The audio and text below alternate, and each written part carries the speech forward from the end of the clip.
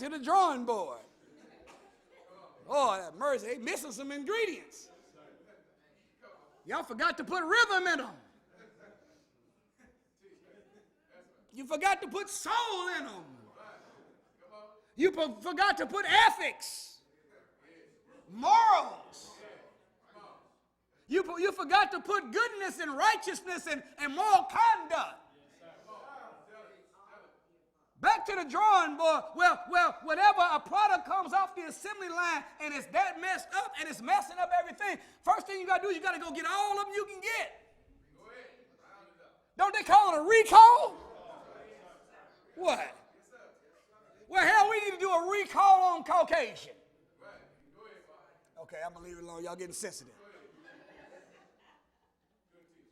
Now, back to the drawing board. Well, that's what God is doing right now, whether you know it or not.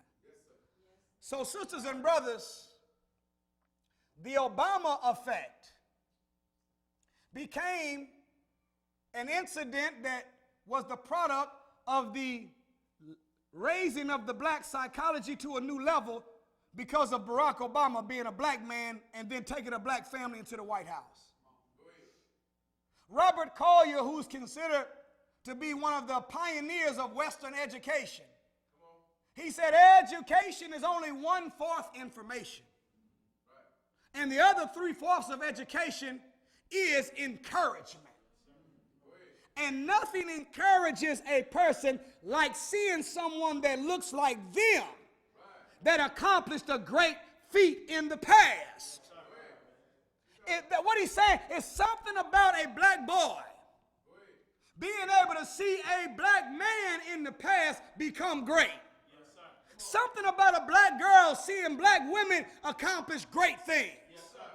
It activates in that young girl black girl magic. It activates in that young black boy black excellence.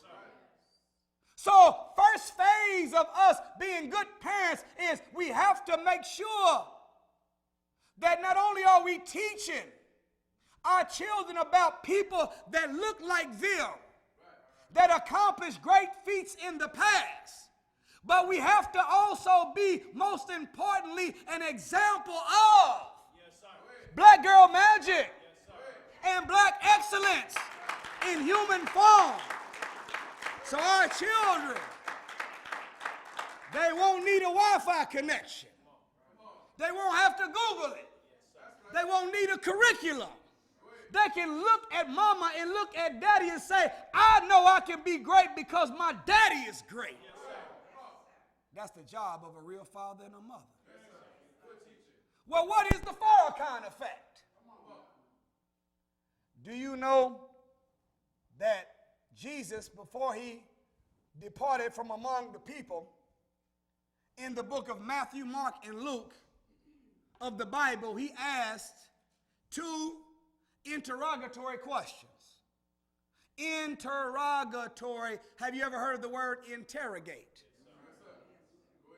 Interrogate means that you begin to ask questions to get an answer that has in the answer the maximum amount of details about whatever you're questioning them on as a subject.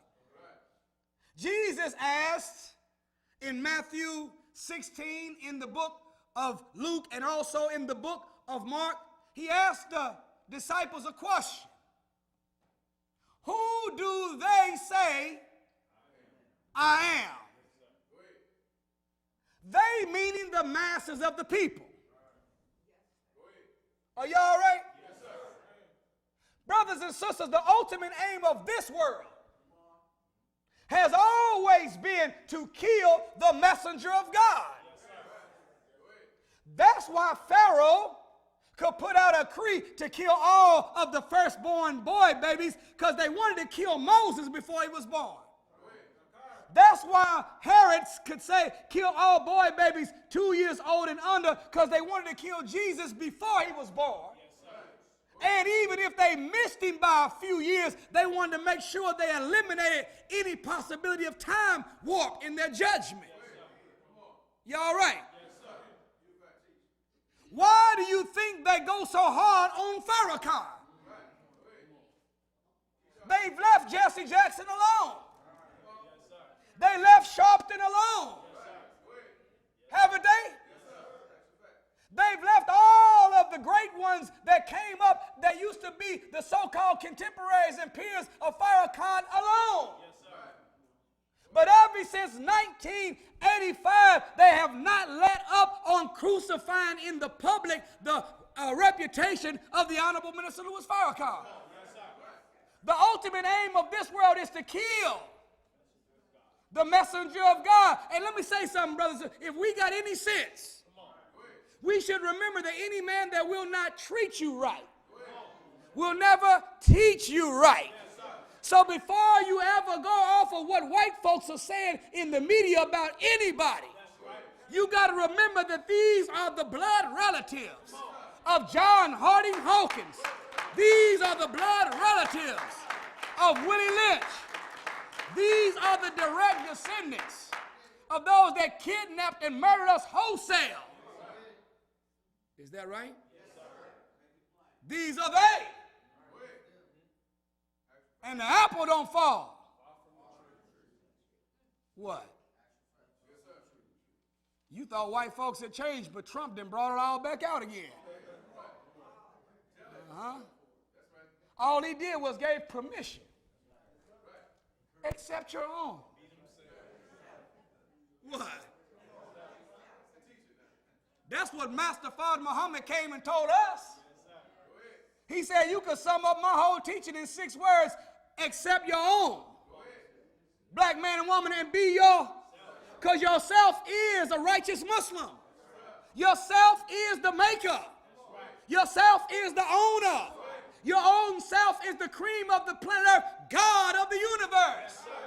But whenever white folks accept their own and be themselves, no, that is not maker, owner, cream of the planet Earth, God of the universe. That is Yaqub's grafted devil, the skunk of the planet Earth.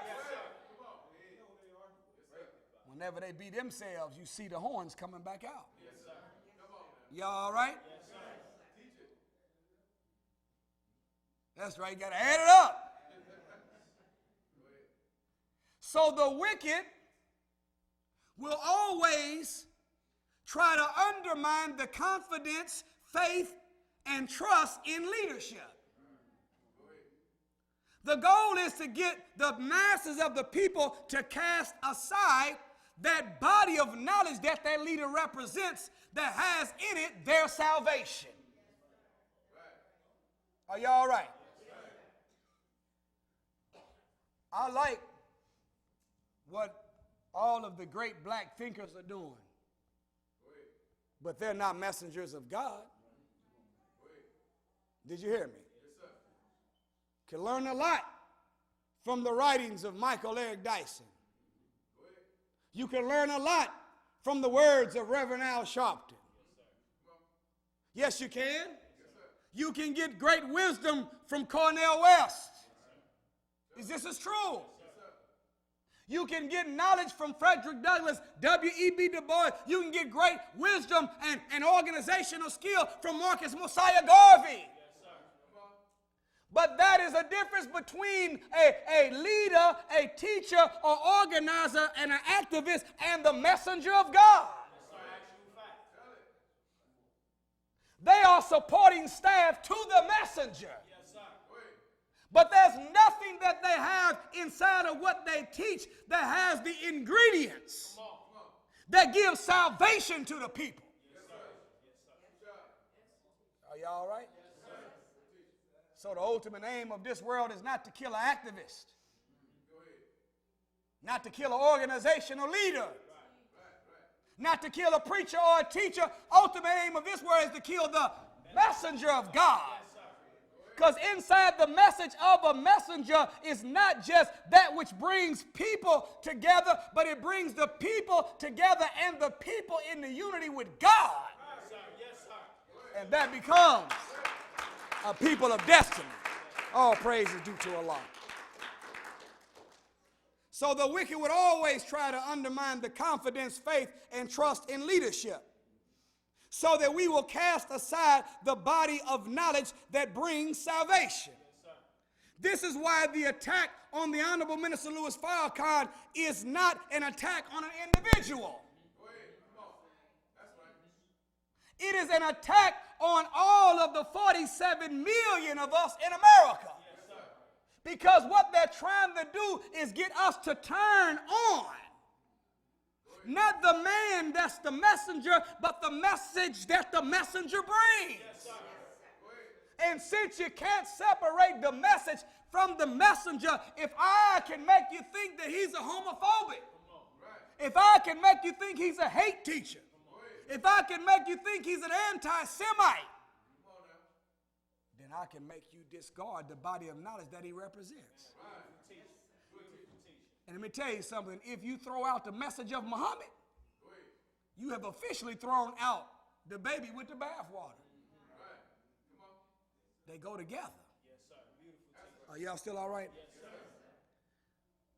So the question was asked, who do? Now according to, see, there's a battle going on. It's the people that love and support the man that have benefited from the message of the man. Can y'all tell everybody to stop moving around so much? This is a mosque meeting. You come to learn. You don't come to do nothing else.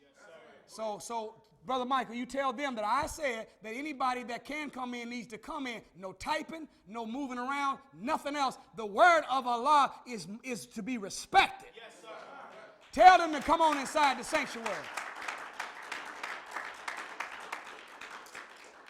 Now you know everybody going to try to hide for a little while. Don't nobody want to come in because they want y'all to look at them like, oh, I was the one. No, so look, anybody that come in don't mean they was typing and stuff. They don't mean they wasn't doing something. They wasn't holding their pole. But we got to stop the movement. Are y'all all right? Because every time you move, you miss a message. And guess what? Every time you move, you mess up the message of the one that's giving the message. It's a double negative. They call it a distraction. Oh, y'all all right? Now,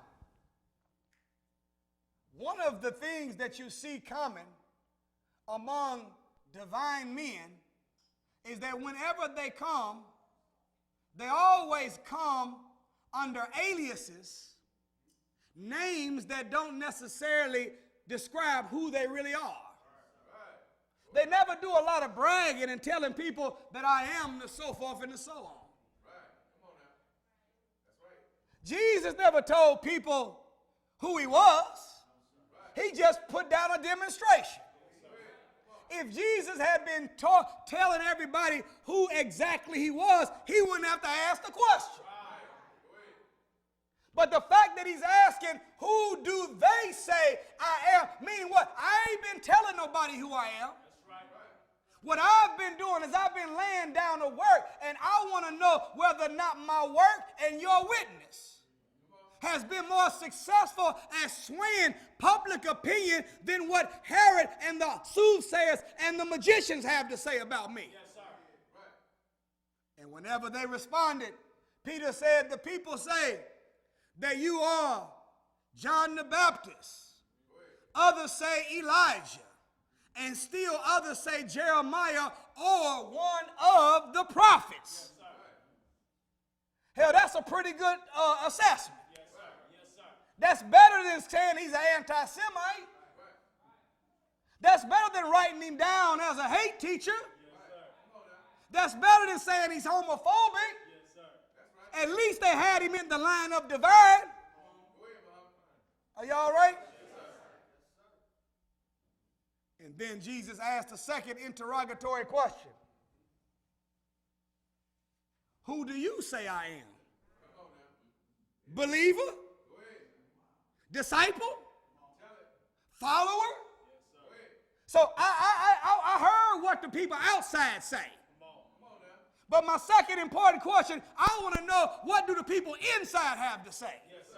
Yes, sir. And Peter said, thou art the Christ, the Son of the living God. And Jesus said, yeah, I am that, but don't go telling the people they're not ready for all that right now. Wait till I'm gone and then you can reveal the true identity of who I really am. Brothers and sisters, one of the greatest tricks, the greatest deception that has ever been performed on the human mind is to have us looking 2,000 years backwards for the Messiah. We are living during the day of judgment. Did you hear me?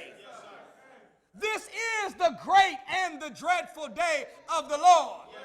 Go look in the book of 2 Timothy and look at all of the 20 spiritual diseases that must exist to be at the end of time when Messiah returns. And then look at America, all of it's present right now. Well, if we got everything, if we got all of the ingredients present, we are in the time of the Messiah. So today I'm asking on behalf of Farrakhan, who do they say Farrakhan is? And if they say anti-Semite, if they say homophobic, if they say anti-LGBTQ, then they have a wrong judgment of the man of God. It's our job to be witness bearers, to make sure that we defend who the man is that we know he is. All praise is due to Allah.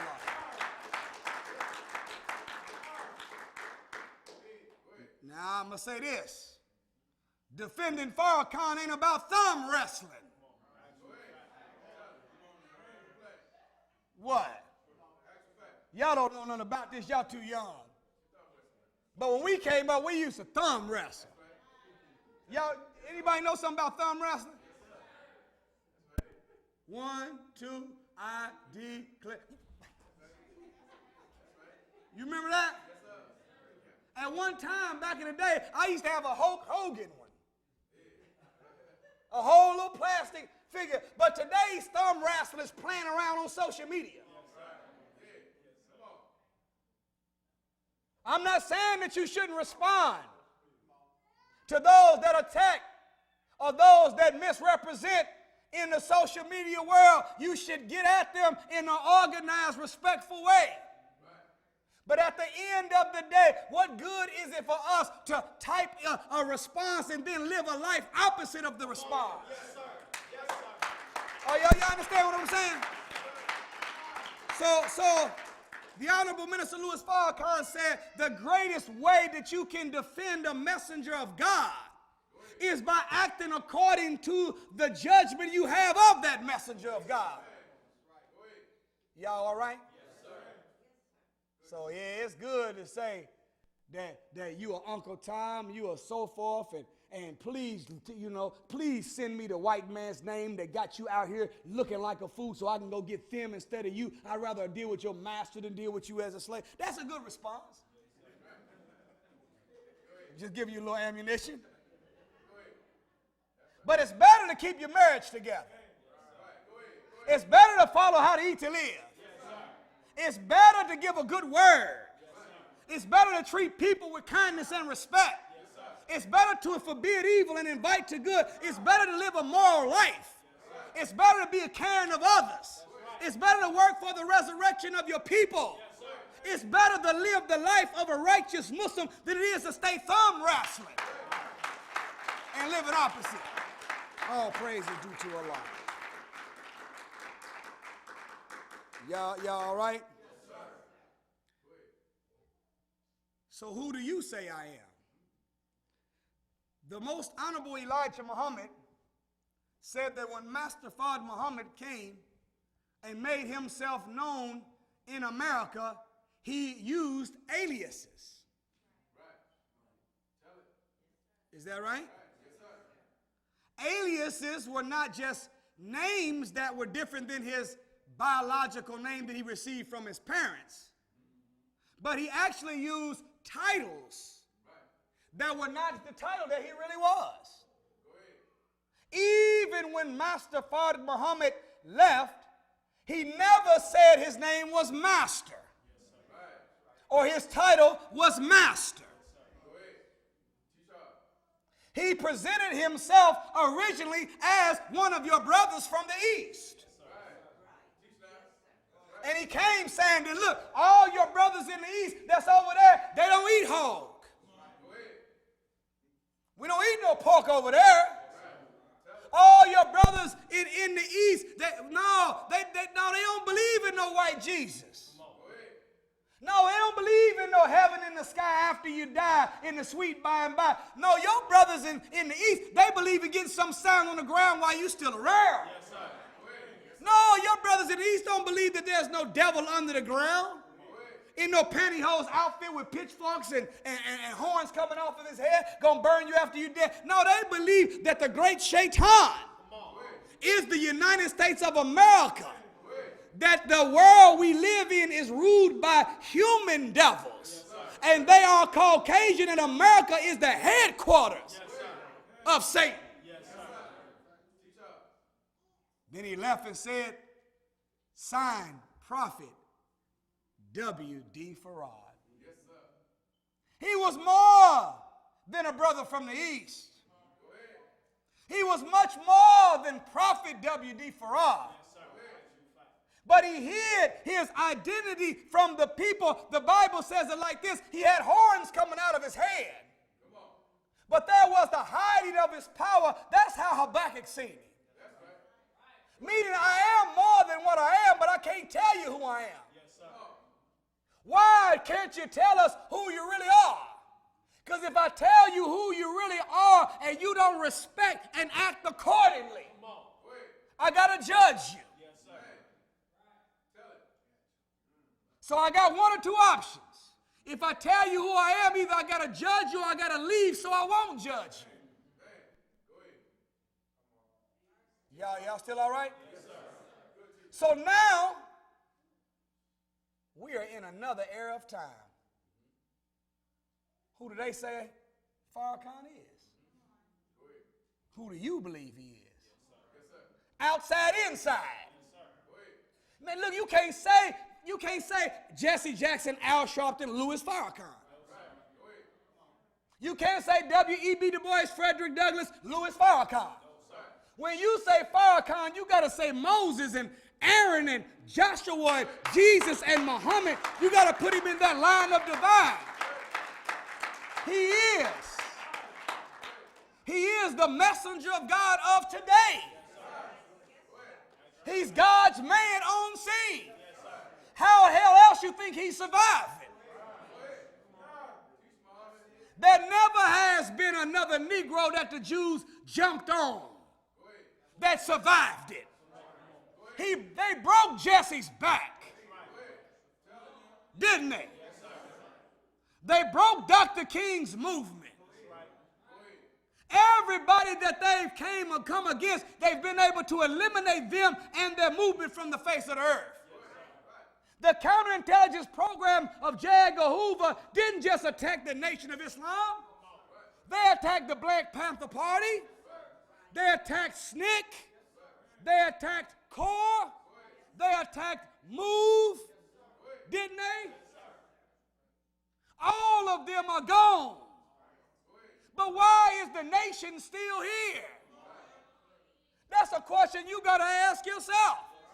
If the Jews and the government have broken every black leader, but Farrakhan still stands. If the Jews and the government have broken every black movement, but the nation still stands. Who is the real head of the Nation of Islam? And what power is backing Farrakhan? Y'all all right?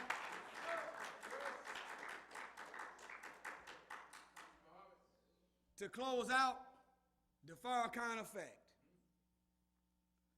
Do you know, brothers and sisters, that Caucasian people study data and statistics? What? Watch the news. Even sports news, they got stats. We the only people that walk around just haphazardly trying to make stuff happen. Huh? What you got planned today? Oh, shoot, man, nothing. What you getting into? Oh, shit, just chilling. You ain't seen them in 12 years. Hey, boy, good to see you. Boy, how long been? About 13? What's been going on with you? Oh, man, same old.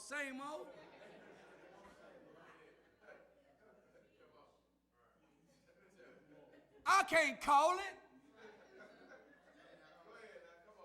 We just haphazardly just moving through, just freestyling. But white people are scientists. They let you know the last time we had a winter that had 3 inches of snow and it was a -5 at the same time was in 1908. Is this the truth?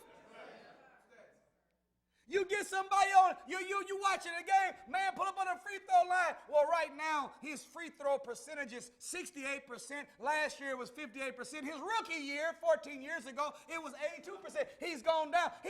He's taken 9,400 free throws, and he's made 4,862. They in the stats. You know why? Because when you make decisions, you got to make decisions on facts, not feelings. You ever heard the saying that numbers don't lie? But people do? So you can't ever move around thinking you're going to have a good plan because of what somebody told you. No, numbers don't lie. So the statisticians and white people, think about this. Now, this ain't no new white man behavior now. This didn't just start with ESPN. They didn't need a computer. They always have been doing mathematics. Are y'all still all right? I want to try to find something, but think about this for a second. If they don't use mathematics and have always used it facts above feelings, how would they know to kill the firstborn boy babies? How would they know the exact time to say this is the time that Moses is coming? You know why? Because conditions produce results. Malachi 3:6 says, I am the Lord, I do not change. That means that God has a pattern. When a people get in a mess, he gives them a messenger. Whenever there's problems, a prophet comes. When there's war, one to show up. When there's a crisis, then Christ is. That's the system of God. He's always worked it like that. So all they have to do is study the social weather. Did you hear me? See, no, not how cold it is outside, but how cold the hearts of the people have become. And then they can say, you know what? All the things we've been putting in the newspapers and music, on television, in the movies, the stuff we've put inside the food, mixed it all up together, it has produced a condition that brings birth to a result. They brought birth to Moses. So they went calculating the exact time he was going to come. They brought birth to Jesus. That's why they said boy, baby's 2 years old. They knew the window of time. Do you think that the white man doesn't know that Farrakhan is getting ready to come into the world? They knew it then and they know it now. So while we have an emotional relationship with the minister, the enemies of our rise and the enemies of God, they have not feelings, but they have a factual relationship. Yes, sir. And they are studying. You say, y'all still okay? Yes, they want to know, is there a Farrakhan effect? When you calculate the metrics, the logistics, and the analytics of the stats that produce messengers, it's everything that goes bad in the world. Y'all all right? Yes, sir. You ever heard people talk about something called the sign of the? What is the? How do you know how do you know? Why you call sign of the time? It's because certain things that exist in the atmosphere, social weather, dictate what's coming in the future. Y'all all right? The last time it snowed a few weeks ago, didn't they tell you that there's winds blowing at 40 miles per hour on the west coast, coming off of the Pacific, coming through California, but this wind is going to get colder and colder by the time it hits the Midwest. And based upon the moisture in the